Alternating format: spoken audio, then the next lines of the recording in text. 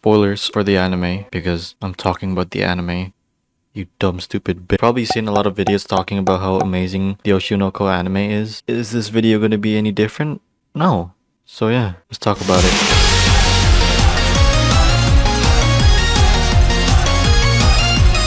The anime just finished airing. I wanna express how amazing this adaptation really is and sometimes can elevate the source material. I'll give you a quick summary. 16-year-old rising star Hoshino Ai of a pop group called B Komachi has the world captivated. However, when she announced a hiatus due to health reasons, the news caused many to become worried. As a huge fan of Ai, gynecologist named Goro Amemiya cheers her on from his countryside medical practice, wishing he could meet her in person one day. His wish comes true when Ai shows up at his hospital, not sick, but pregnant with twins. With the doctor promised Ai to safely deliver her children, a person showed up asking if Goro is Ai's doctor. Suspicious of the person, the doctor chases him through the woods, but then gets pushed off a cliff and dies. And that's it for the show. I'm just kidding. When opening his eyes, confused on why Ai is carrying him, realization starts to hit that he is Ai's child, named Hoshino Aqua.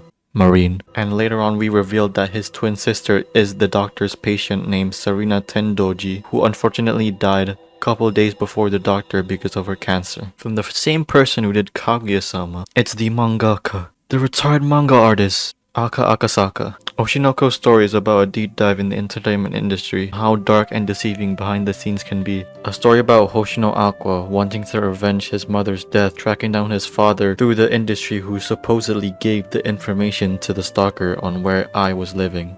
And the twin sister Ruby wanting to fulfill his mother's dream, becoming an idol and reviving B Komachi, the old idol group that his mother was in, with probably one of the best pilot episode in anime that I can think of. Probably the only one that I can think of is Fumetsu no Anata, but after that first episode, that shit just went downhill. With crazy plot twists, having best mom, and a great setup for what is in store for the series, everyone was shocked on how amazing this episode really is. I also liked how they advertised this show. It was literally everywhere in Japan. The OP by Yoasobi was an absolute banger, reaching 200 million views on YouTube and having a great music video to accompany that, reaching #1 in Billboard charts, excluding the US, and being in a cover of a Japanese model magazine alongside with JoJo. I really like how they focus more than just one character. It's not just Aqua looking for his dad, exploring the industry. It's just more than a one-man show. We got some great side characters, or main characters, if you want to say. Hoshino Ai was introduced as the perfect idol, and whatever show she's in, I will always pull your attention to her. Of course, I wasn't always like that. When getting scouted by the president, I didn't have the best parents. I always wanted to love. That's why the president said that lying is good. Idol fans want you to lie and deceive them, even if it's not the real you. I doesn't know how to love, but maybe by saying I love you, that word can become something sincere and true. Arima Kana, once a prodigy child actress, lost her footing in the industry because of her attitude, distancing everyone and just being a brat to everyone on set. Now, although having a great attitude by reflecting on her past self and still practicing becoming a better actor, people in the industry still see her as a cheap choice for shows that has a bad cast and production, usually because they want the show to be just an advertisement and promotion for the source material. Her reputation is getting better with the shows I'll Have It Mild Today, which was the only good thing about the show and being praised by the creator of the manga, because everything was utter shit. Being the center of the new B Komachi, although hesitant being the role because of her past failures and thinking she can't reach expectations for the fans. But when Ruby confronted her with her past traumas, persevered, leaving fans cheering for her and made Aqua stunlock, seeing Ai's presence in her. And the Tokyo Blade stage play for season 2, I'm not gonna spoil anything, but if this shit's done right, this arc could be a banger. Yes, I am a manga reader. Kurokawa Akane, an actress, was introduced as one of the cast members in the dating show Love Now. Can't find her footing in the show because of how shy and awkward she is. Started to get pressured by reading people's opinion through social media calling her a useless member, but she had to do something, but accidentally cut her cast member's face Yuki. Although it wasn't really a big deal for her, fans started barraging her with hate and criticism. After posting an apology, which was a bad idea, everything started to spiral down, and then the inevitable happened.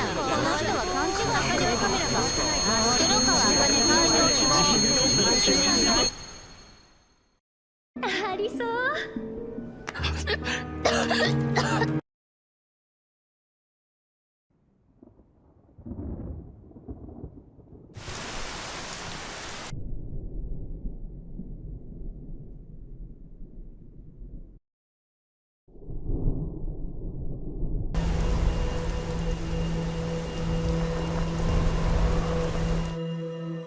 疲れた。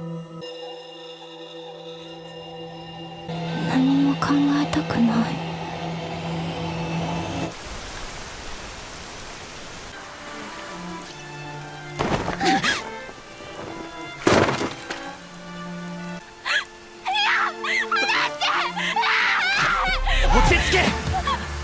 Saved by Ako in a mere seconds. After the incident, every casting member started to help getting Akane's reputation back with a video about how they actually act as people, not as fake characters for the show. And it worked. Now that the pressure and everything that happened in the incident kind of died down and putting it behind her, Akane starts to reveal on why people call her the genius actress. Wanted to make an appearance for herself, asked Ako for who his idol girl is, and Memcho knew exactly who it was, being Ai. Akane started to research who is this Hoshino Ai that Ako is talking about, deciphering everything about her relationships, behavior, personality just from pictures. And with her acting skills, she imitates Ai perfectly. The way she moves, talk, expressions, everything about it. Ako was shocked. After Ako fell for her because of her acting and detective skills, they become work couples. Woo! Because Ako wanted to take advantage of her detective skills to find his dad. Memcho, a YouTuber and a former TikToker who also participated in the reality dating show. She thrives to become an idol at a young age, but due to her family situation, she had to sacrifice that ultimately ended up with her becoming too old to become an idol. Now that she faked her age and money's not really a problem from the looks of it, suddenly out of nowhere, Aqua asked her to become one of the B Komachi members. Her long dream to become an idol, she took the chance. Although we haven't really get to see much from Memcho, hopefully the next season or whatever season we have after this. Of course, I'm a manga reader.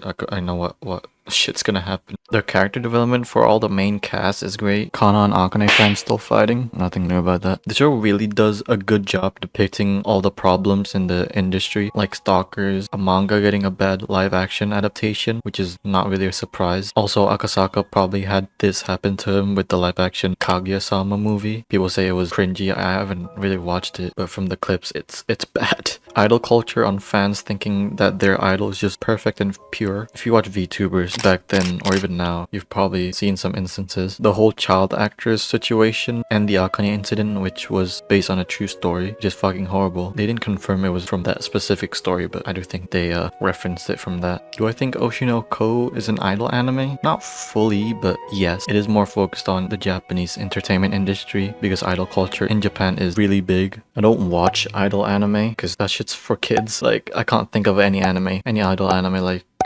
no.